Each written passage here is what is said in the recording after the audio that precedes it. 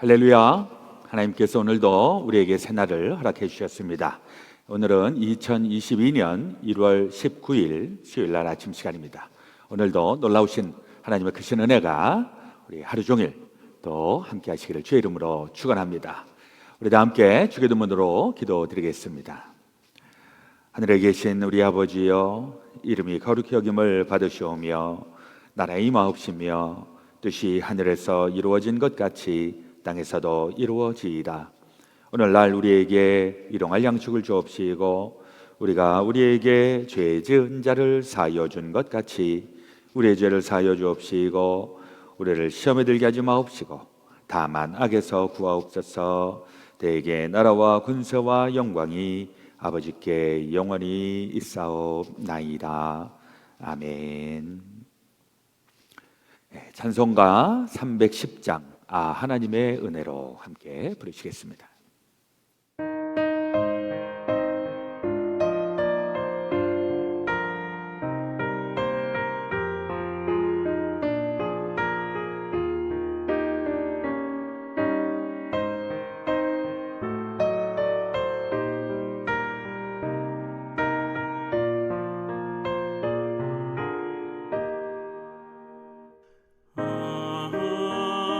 하나님의 은혜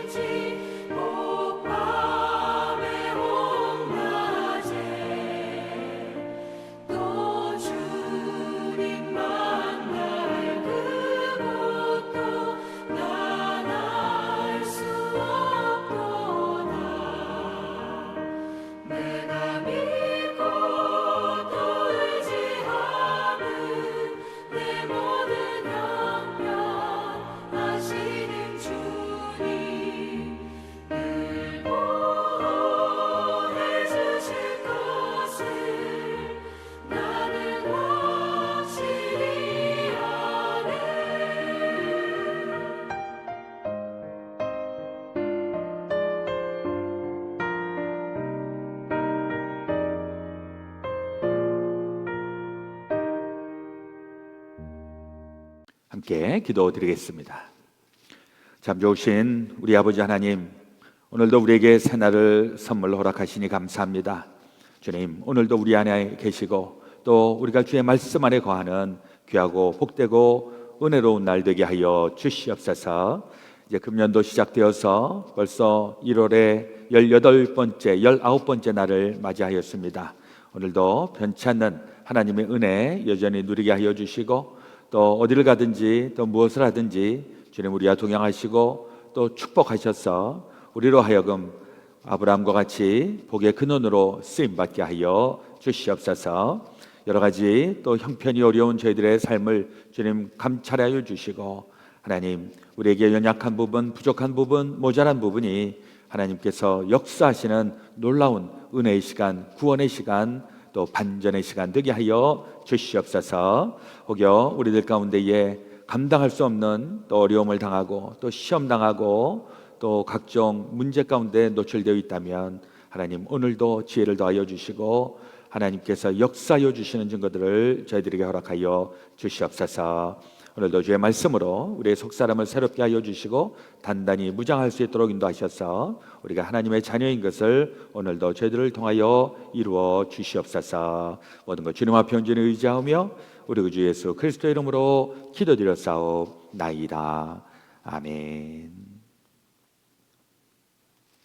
하나님의 말씀 창세기 16장 7절에서 14절의 말씀 제가 봉독하겠습니다. 창세기 16장 7절로 14절.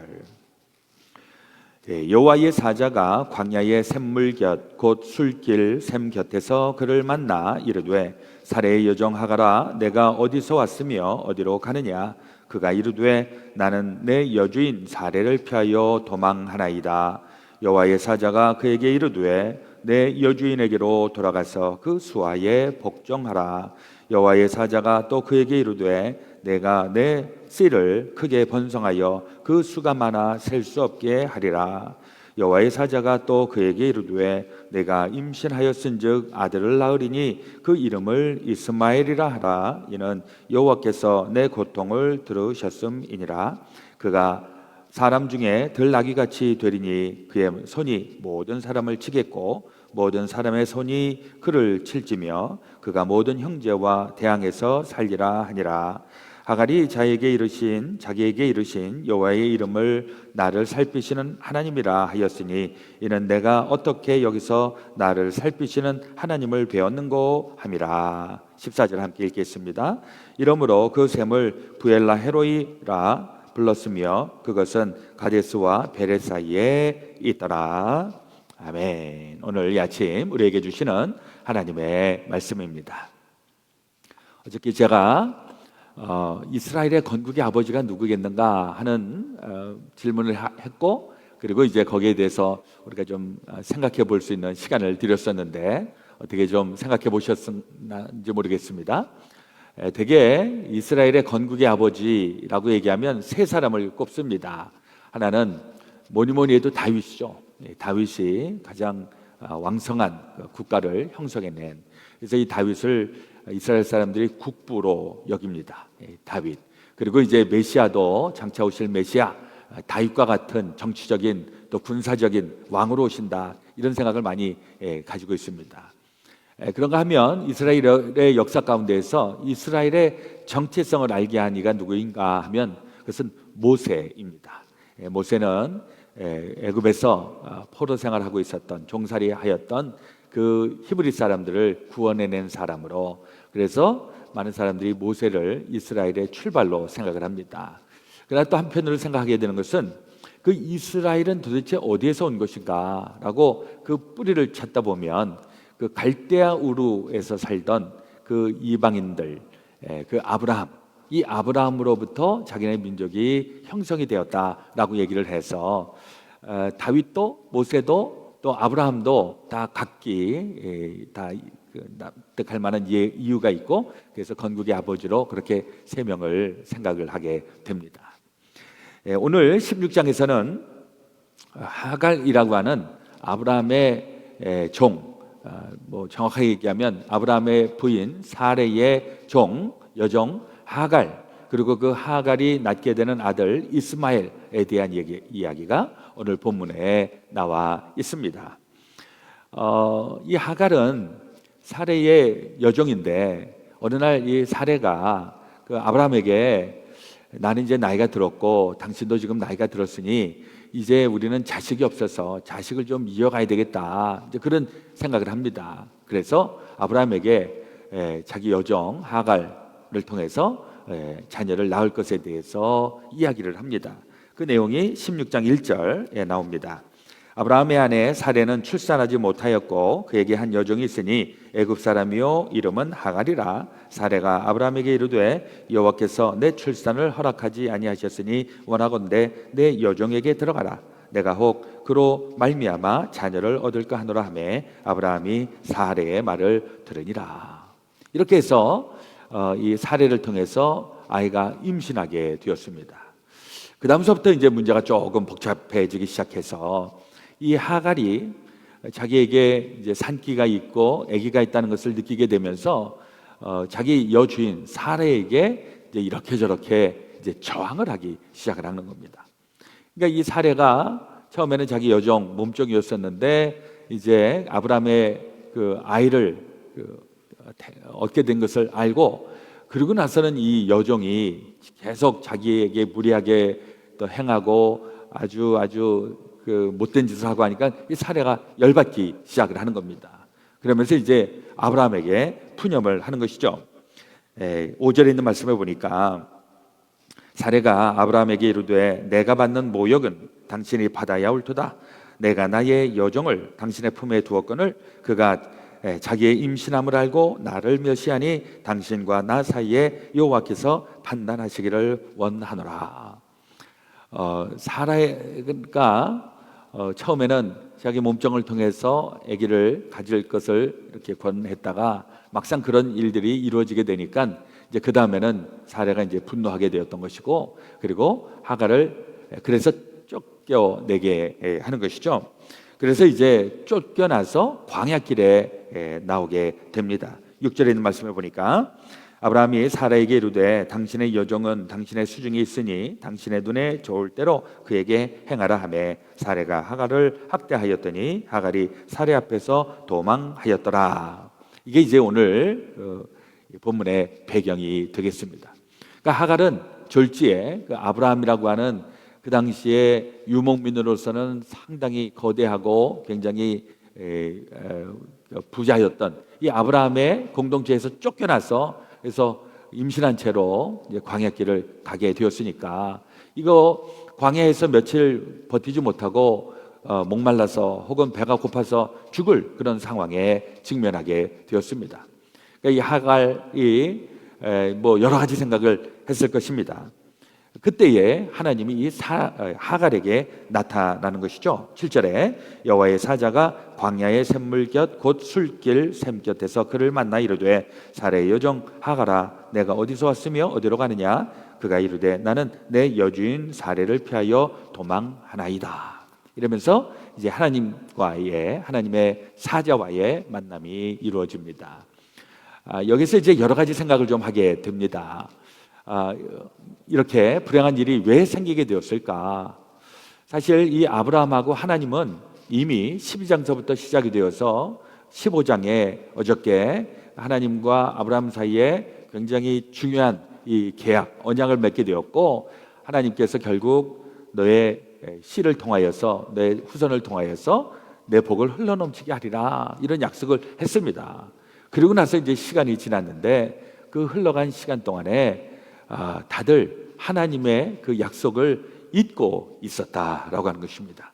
특별히 이 사레도 하나님의 말씀을 뭐 아브라함하고 남편하고 서로 얘기를 했을 건데, 근데 세월이 지나다 보니까 실질적으로 그런 일들이 일어나지 않으니까 사레가 결국 다른 생각을 하게 되었던 것이고, 아브라함도 하나님의 약속을 받은 사람이었음에도 불구하고 하나님의 그 약속을 잊어버리고 부인이 했던 이야기를 마음에 듣게 되는 것입니다. 이게 이제 잘못됨의 출발이 되겠습니다. 사실 하나님의 약속을 받았다 그러면 우리는 그것이 금방 이루어질 것을 기대하고 있는데 그게 금방 이루어지기도 하지만은 때로는 또 시간이 필요하고 인내가 필요하고 그 기다림의 그 시간들이 필요한 것을 보게 됩니다. 그 시간이 어느 정도였을까? 이 16장 3절에 보니까 아브라함의 아내 사레가 그 여종 애굽 사람 하갈을 데려다가 그 남편 아브라함에게 첩으로 준 때는 아브라함이 가나안 땅에 거주한 지 10년 후였더라. 그러니까 하나님으로부터 약속을 받고 그리고 10년이라고 하는 세월이 지났으니까 10년이면 옛말에 10년이면 강산도 변한다. 여러 가지 긴 세월이다. 이렇게 얘기를 하는데 그 10년이 지났을 때 아브라함도 그렇고 사레도 그렇고 하나님의 약속을 이제는 희미하게 이제 잊어버리고 있었다라고 하는 것입니다. 사람은 이렇게 잊어버릴 수 있습니다. 사람은 자꾸 out of sight, out of mind.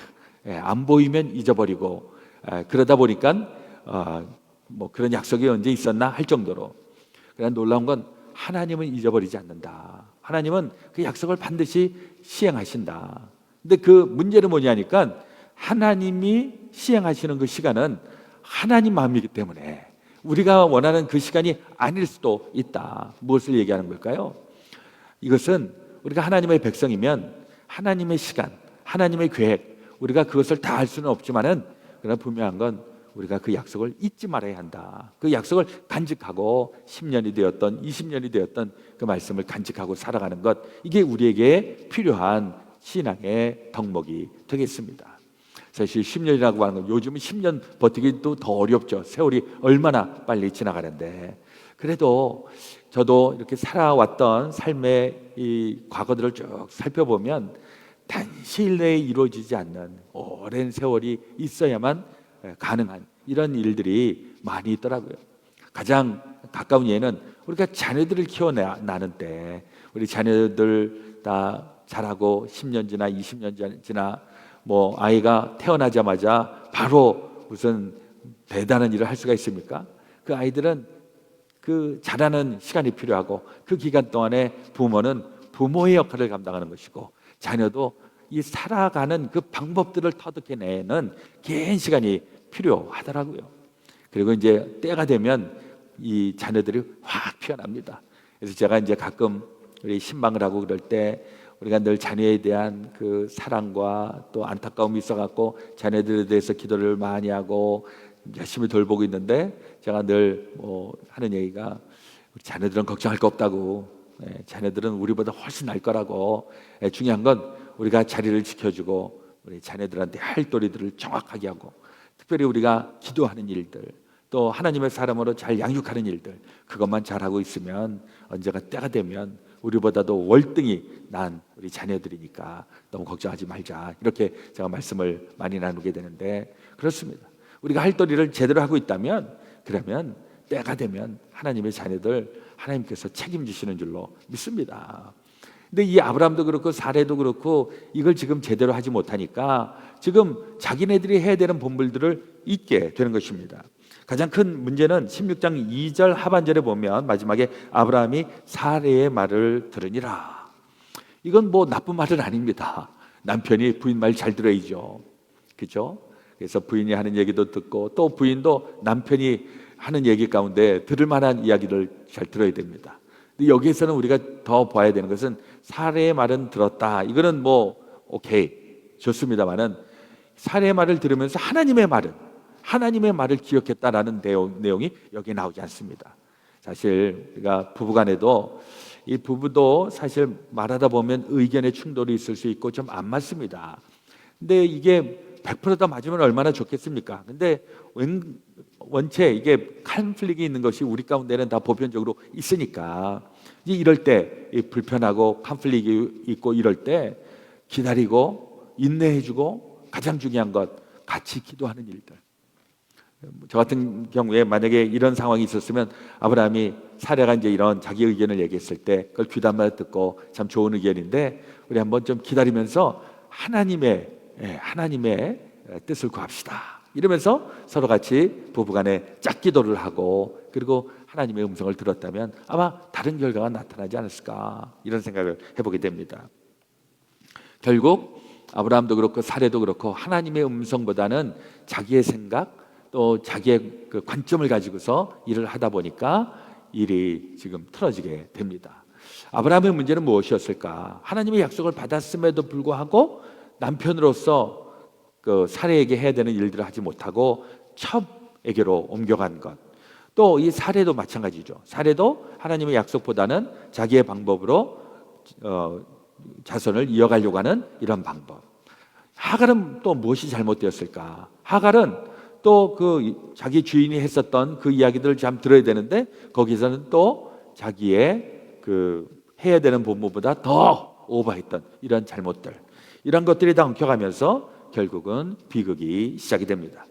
그러나 또 이 비극의 한 가운데에서도 하나님이 아브라함의 씨였던 그 나중에는 이제 이스마엘이 되어갖고 이 이스마엘이 또 유목민들의 조상이 되고 있습니다만은 이 아브라함의 씨를 그냥 없애버리지 않습니다. 이 하갈에게도 하나님의 복을 주셔서 그래서 이 하갈을 통하여서도 민족이 형성이 될 수 있도록 그렇게 여겨져서 이 이스마엘은 어떻게 태어나게 되는가 보니까 14절에 13절부터 하갈이 자기에게 이르신 여호와의 이름을 나를 살피시는 하나님이시라 하였으니 이는 내가 어떻게 여기서 나를 살피시는 하나님을 배웠는가 함이라. 이러므로 그 셈을 브엘라 헤로이라 불렀으며 그것은 가데스와 베레 사이에 있더라.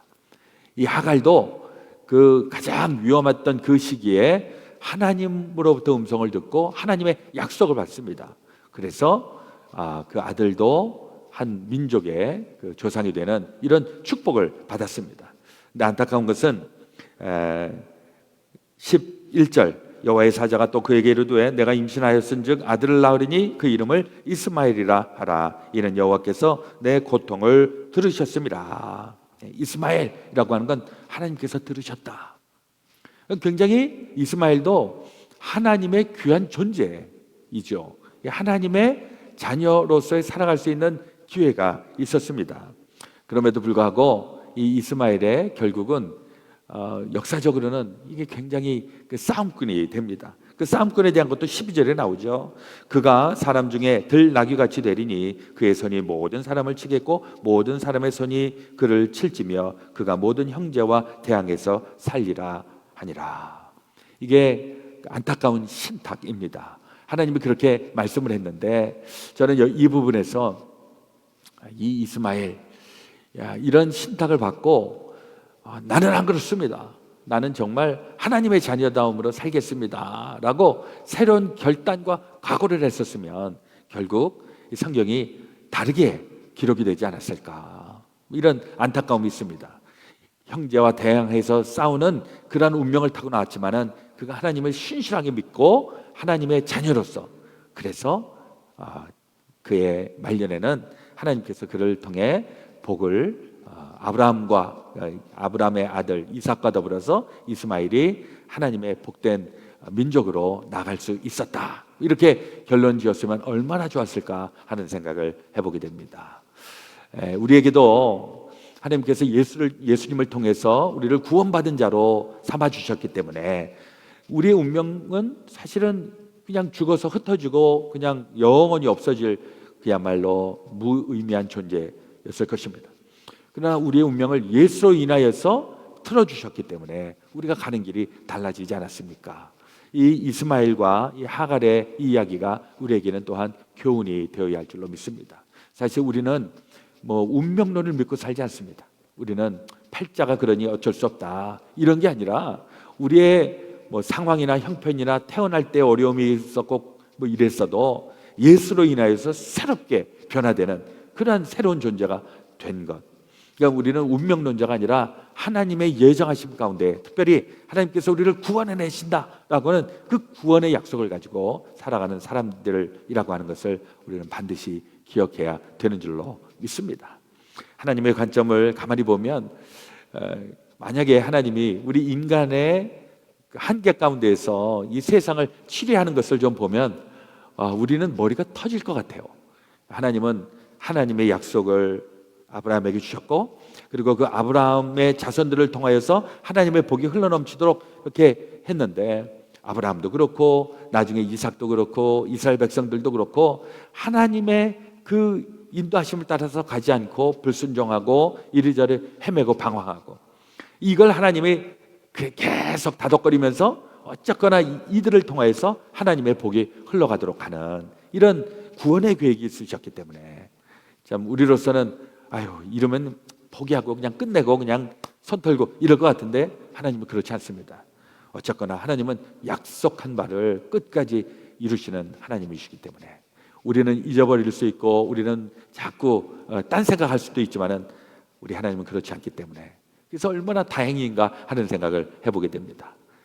나와 같이 죄 많고 허물 많은 그런 우리를 하나님께서 예수 그리스도를 믿는 믿음으로 인하여 너는 내가 끝까지 구원을 이루겠다 하는 그 약속을 받은 그런 우리는 울퉁불퉁한 인생 또 삐뚤빼뚤하는 그런 과정이 있을지라도 큰 그림은 구원의 길, 하나님의 생명의 길, 진리의 길로 날마다 우리 잘 걸어가셔서 끝까지 하나님께서 우리를 구원해내시고 그 구원의 영광 가운데 거하는 귀한 저와 여러분들 우리 모두 다 되어주시기를 우리 그 주 예수 그리스도의 이름으로 축원합니다.